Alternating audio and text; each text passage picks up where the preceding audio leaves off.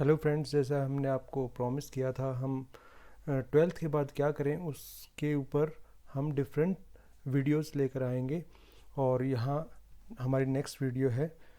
ये हमारी video specially उन स्टूडेंट्स के लिए है जिन्होंने नॉन मेडिकल से 10+2 की है या ट्वेल्थ क्लास की है। तो 10+2 करने के बाद नॉन मेडिकल से एक पर्टिकुलरली क्वेश्चन दिमाग में आता है कि बीएससी करें या बीटेक करें। ये क्वेश्चन बहुत परेशान करता है स्टूडेंट्स को। तो आज हम इसी के ऊपर बात करेंगे कि बीएससी या बीटेक क्या किया जाए। इस दोनों के प्रोस एंड कॉन्स की बात करेंगे। इससे आपको क्लियर हो जाएगा कि आपको बीटेक करनी चाहिए, बीएससी करनी चाहिए ट्वेल्थ क्लास के बाद, नॉन मेडिकल यदि आपके पास है तो। इसमें देखिए,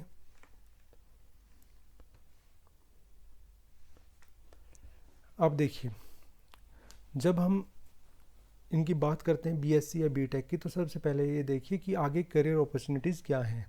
तो सबसे पहले हम ये बात करते हैं कि ये दोनों ही जहाँ इक्वली एलिजिबल हैं, बीएससी और बीटेक के दोनों ही पास आउट जहाँ इक्वली अप्लाई कर सकते हैं, दोनों बराबर हैं अप्लाई करने के लिए। तो पहली चीज़ है, जहाँ क्वालिफ़िकेशन ग्रेजुएशन मांगी होती है तो वहाँ बीटेक और बीएससी इक्वल हैं। ठीक है, जहाँ आपकी जॉब्स निकलेंगी जहाँ ये बोल रखा होगा कि ग्रेजुएट हो स्टूडेंट क्या कैंडिडेट, तो वहाँ बीएससी स्टूडेंट और बीटेक स्टूडेंट इक्वल होंगे। और उसके बाद इसके कुछ एग्जांपल मैं नीचे दे रहा हूँ। जैसे यूपीएससी के अंदर UPSC IAS, IFS, IRS, IPS police services, इनके लिए एग्ज़ाम कंडक्ट करते हैं और वो सिर्फ ये डिमांड करते हैं कि ग्रेजुएशन होनी चाहिए। ये मैंने कुछ एग्जांपल दिए हैं आपको। तो ग्रेजुएशन होनी चाहिए, तो उसमें बीएससी और बीटेक दोनों इक्वली अप्लाई कर सकते हैं। अब ये एक चीज़ ध्यान रखिए, यहाँ पे मैं एक पॉइंट आउट करूँगा एक चीज़ कि यूपीएससी या आईएएस एग्ज़ाम के लिए एक ग्रेजुएट, चाहे बीटेक है, बीएससी, बीए कोई भी है, वो अप्लाई कर सकता है। लेकिन बीटेक के जो लोग हैं वो ध्यान देना कि जो कोर ब्रांचेज हैं बीटेक की, वही subject as a optional available हैं आईएएस एग्ज़ाम के अंदर। जो स्पेशलाइज्ड ब्रांच हैं, जैसे जो कंप्यूटर्स के अंदर एडवांस ब्रांचेज आई हुई हैं, तो वो branch as a optional available नहीं है। ठीक है, लेकिन मैं ये नहीं कह रहा कि बीटेक स्पेशलाइज्ड ब्रांच से करने के बाद आप यूपीएससी में अप्लाई नहीं कर सकते। आप अप्लाई कर सकते हो, ठीक है, लेकिन आपको जो सब्जेक्ट चूज़ करना पड़ेगा वो जो अवेलेबल सब्जेक्ट्स हैं उन्हीं में से चूज़ करना पड़ेगा, ऑप्शनल सब्जेक्ट चूज़ करना पड़ेगा। तो वो ध्यान रखिए। उसके बाद है एसएससी एग्ज़ाम। सेंट्रल लेवल के जो एसएससी एग्ज़ाम होते हैं, जैसे इंस्पेक्टर के लिए, एक्साइज इंस्पेक्टर के लिए, टैक्सेशन इंस्पेक्टर के लिए, या इनकम टैक्स इंस्पेक्टर के लिए, या जो भी एग्ज़ाम एसएससी लेवल के होते हैं जहाँ सिर्फ ये बोला जाता है ग्रेजुएशन होनी चाहिए, वहाँ बीटेक भी वैसे ही है और बीएससी भी वैसी है, दोनों इक्विवेलेंट हैं। और भी बीए भी इक्विवेलेंट है उसके अंदर, सब चीज़ें उसके अंदर आ जाती हैं। वहाँ सिर्फ रिक्वायरमेंट होती है ग्रेजुएशन की कि ग्रेजुएट होना चाहिए। उसके बाद है स्टेट सिविल सर्विसेज के एग्ज़ाम, जैसे राजस्थान एडमिनिस्ट्रेशन का एग्ज़ाम है, और एचसीएस हरियाणा सिविल सर्विसेज है, या यूपी का पब्लिक सर्विस कमीशन है। डिफरेंट स्टेट्स के जो एडमिनिस्ट्रेटिव सर्विसेज होते हैं उनके एग्ज़ाम हैं, उनके अंदर भी ग्रेजुएशन डिमांड करते हैं। और वो जो ग्रेजुएशन होगी वो कोई भी ग्रेजुएशन हो, बीए हो, बीकॉम हो, बीएससी हो, बीटेक हो, कोई भी हो। उसके बाद है स्टेट लेवल के एसएससी एग्ज़ाम, ग्रेड 3 के लिए जनरली होते हैं। उसके लिए भी बीटेक हो चाहे बीएससी हो, इक्वली एलिजिबल होंगे। उसके बाद सीडीएस आ जाता है। जिन लोगों को डिफेंस सर्विसेज में जाना है, वहाँ सीडीएस का एग्ज़ाम दे के आगे एसएसबी कॉल आती है। वहाँ भी आपका कोई भी ग्रेजुएशन चलती है, आपने किसी भी स्ट्रीम से ग्रेजुएशन की हो, यू आर इक्वली एलिजिबल। तो बीटेक हो, बीएससी हो, तो दोनों ही इक्वली एलिजिबल होंगे। तो यहाँ ये मैंने कुछ फील्ड्स बताए जहाँ बीएससी हो या आपने बीटेक कर रखे हो, कोई फ़र्क नहीं पड़ता, दोनों को इक्वल अपॉर्चुनिटी मिलेगी। अब आगे है कि ऐसे कौन कौन से फील्ड्स हैं जहाँ पर सिर्फ बीटेक ही एलिजिबल हैं, जहाँ बीएससी कैंडिडेट्स एलिजिबल नहीं हैं। बीएससी करने के बाद जो स्टूडेंट्स होते हैं वो एलिजिबल नहीं हैं। जैसे आईईएस, इंडियन इंजीनियरिंग सर्विसेज, जैसे आईएएस होता है ऐसे इंजीनियरिंग सर्विसेज भी होता है। वहाँ पर जो बीटेक कैंडिडेट्स हैं वही एलिजिबल होते हैं, बीएससी कैंडिडेट्स एलिजिबल नहीं होते। रेलवेज़ में डिफरेंट टाइप की जॉब्स निकलती रहती हैं, मैकेनिकल बेस्ड या इलेक्ट्रिकल बेस्ड या इलेक्ट्रॉनिक्स बेस्ड, तो इस टाइप की डिफरेंट जॉब्स रेलवेज़ के अंदर निकलती रहती हैं, तो वहाँ भी बीटेक कैंडिडेट ही एलिजिबल होते हैं, बीएससी एलिजिबल नहीं होते। उसके बाद है इंजीनियर्स इन पीएसयू। पीएसयू क्या होता है? ये पब्लिक सेक्टर अंडरटेकिंग होती हैं, जो नवरत्न कंपनीज हैं पूरे इंडिया की, तो उसके अंदर एचपीसीएल है, एनटीपीसी है, गेल है, BARC, Bhabha atomic research, ISRO, DRDO, इनके अंदर साइंटिस्ट की पोस्ट निकलती है। उन साइंटिस्ट की पोस्ट के लिए इंजीनियर्स ही एलिजिबल होते हैं, या इन सम केसेस कहीं कहीं क्या होता है कि एमएससी स्टूडेंट्स भी एलिजिबल होते हैं, लेकिन बीएससी एलिजिबल नहीं होते। उसके बाद है जॉब्स इन सॉफ्टवेयर कंपनीज, जहाँ सॉफ्टवेयर डेवलपर की डिमांड होती है, तो वहाँ भी वो लोग बीटेक स्टूडेंट्स को ही, जो बीटेक पास आउट होते हैं उन्हीं को कंसिडर करते हैं, बीएससी को कंसिडर नहीं किया जाता। इन सम केसेस कहीं कहीं बीएससी कंप्यूटर्स को कंसिडर कर लेते हैं। उसके बाद कोर इंडस्ट्रीज़ की बात आ गई, जो कंपनीज प्योरली किसी पर्टिकुलर फील्ड में है, जैसे मोटरोला है, आईजी डिज़ाइनिंग के अंदर है, या सीमेंस है, कम्युनिकेशन की कंपनी है, या आप इलेक्ट्रिकल की स्विचिंग की कंपनी लगा लीजिए, या मैकेनिकल की टाटा हो गई, महिंद्रा हो गई। इस टाइप की जो कंपनीज हैं जो पर्टिकुलरली किसी पर्टिकुलर इंजीनियरिंग फील्ड से डील करती हैं, कोर इंडस्ट्रीज से हैं जो, तो वहाँ भी बीटेक स्टूडेंट ही एलिजिबल होते हैं, वहाँ बीएससी स्टूडेंट नहीं एलिजिबल होते। उसके बाद है technical entries in defence services.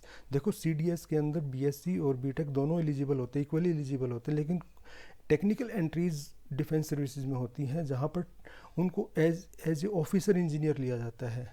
Means वो एज ए लेफ्टिनेंट होंगे, लेकिन वो टेक्निकल लाइन के अंदर होंगे, वो या तो मैकेनिकल इंजीनियर होंगे, या इलेक्ट्रॉनिक्स इंजीनियर होंगे, या इलेक्ट्रिकल इंजीनियर होंगे। इस तरीके से उनकी एंट्री होती है। उनको सीडीएस का एग्ज़ाम नहीं देना पड़ता, उनका एक छोटा सा टेक्निकल टेस्ट होता है, उसके बाद उनको डायरेक्ट एसएसबी की कॉल आ जाती है। तो जिन लोगों का मेन मोटिव है कि उनको डिफेंस सर्विसेज में ही जाना है, तो उनके लिए बहुत गोल्डन अपॉर्चुनिटी है कि वो बीटेक करके उनको बहुत सारे चांस मिल जाते हैं। सीडीएस का चांस 1 ईयर में 2 टाइम्स ही मिलता है, लेकिन टेक्निकल एंट्रीज के थ्रू यदि वो जाएंगे तो उनको 1 ईयर के अंदर कम से कम 10 के अराउंड चांसेस मिल जाते हैं। तो यदि आपका कुछ ऐसा ड्रीम है कि आपको डिफेंस सर्विस में जाना है, तो आपको बीटेक करनी चाहिए। अब देखिए कि बीएससी वाले कहाँ एलिजिबल होते हैं। तो बीएससी, डायरेक्ट बीएससी के बेस पे आप यदि देखो तो टीजीटी के लिए आप अप्लाई कर सकते हो, वो भी ओनली बीएससी के बेस पे नहीं कर सकते। बीएससी के बाद आपको 2 ईयर का बीएड भी करना पड़ेगा, तब आप एलिजिबल होते हो। उसके बाद बीटेक के कॉन्स क्या हैं, फ़ायदे बता दिए, और नुकसान देखिए क्या है। एक्सपेंसिव है, यदि मैं बीएससी से कंपेयर करूँ तो एक्सपेंसिव है। ऑन एन एवरेज देखता हूँ तो 70,000 पर ईयर आपकी जो एकेडमिक फ़ी है, जो आपको हर साल देनी पड़ती है, वो 70,000 के अराउंड होती है। और बीएससी की जो फ़ी है वो बहुत कम होती है, आपको हो सकता है 10-20,000 पर ईयर के अंदर आपका हो जाए। ये इसका नुकसान है। बीटेक के अंदर ऑन एन एवरेज यदि देखा जाए तो 70,000 के अप्रॉक्सीमेट आता है, और जो प्राइवेट, प्योरली प्राइवेट हैं, उनके अंदर ये कॉस्ट और भी ज़्यादा हो सकती है। बीएससी के नुकसान क्या हैं? बीएससी के अंदर जो जॉब की अपॉर्चुनिटीज़ हैं, बीएससी करने के बाद जो आपकी जॉब लगेगी उसके चांस बहुत कम है, या जो जॉब लगेगी वो उसके अंदर आपकी सैलरीज़ क्या होंगी तो वो बहुत कम है एज़ कम्पेयर टू बीटेक, यदि आप बीटेक से कंपेयर करते हो। तो यदि आप आगे मास्टर्स करना चाहते हैं, ये बीएससी के बेस पर जॉब बहुत कम है, मास्टर्स के पास के बाद कुछ अपॉर्चुनिटीज़ बढ़ जाती हैं। आप पीजी कर लोगे तो अपॉर्चुनिटीज़ बढ़ जाएंगी, लेकिन पीजी के लिए जो पोस्ट ग्रेजुएट आप करोगे तो उस एमएससी के लिए जो सीट्स हैं वो बहुत कम है। बीएससी का 5 to 10% ही है। इसका मतलब क्या है कि हर 10 स्टूडेंट में से एक स्टूडेंट ही आगे बीएससी कर पाएगा, एमएससी कर पाएगा। ठीक है, तो ये मैंने 5 to 10% लिखा। यदि 5% मान के चले, किसी स्टेट में 5% है, तो हर 20 में से एक स्टूडेंट को एमएससी में एडमिशन मिलेगा। ठीक है, अब क्या है देखिए, मैं नट शेल में बता देता हूँ आपको बीटेक करते हुए फ़ी तो ज़्यादा पे करनी पड़ेगी, लेकिन यदि आप पूरा मेहनत करके, पूरा मन लगा के, पूरा अपने आप को जो लेटेस्ट टेक्नोलॉजी है उससे अपने आप को अपडेट करके यदि आप बीटेक कर लेते हैं तो आपकी जॉब पक्का लगेगी, 100% लगेगी, और बहुत अच्छी जॉब लगेगी यदि आप अपने आप को अप टू डेट रखते हैं। तो बीएससी के अंदर यदि आप बीएससी कर लेते हैं और पूरा मन लगा के आपने बीएससी की, पूरी मेहनत करके बीएससी की, तो आपको बीएससी के बेस पे कोई ऐसी स्पेशल जॉब नहीं मिल सकती जो आपको बीटेक करके ना मिले। मीन्स बीएससी और बीटेक की कुछ कॉमन जॉब्स मैंने जो शुरू में बताई थी वही अपॉर्चुनिटीज अवेलेबल हैं आपके पास, और कोई बीएससी के बेस पे आपको कोई स्पेशल अपॉर्चुनिटी नहीं है जो आपको जॉब मिल जाएगी। और जो जॉब अपॉर्चुनिटी बीएससी के बेस पे है वो आपके पास बीटेक के बेस पर भी है।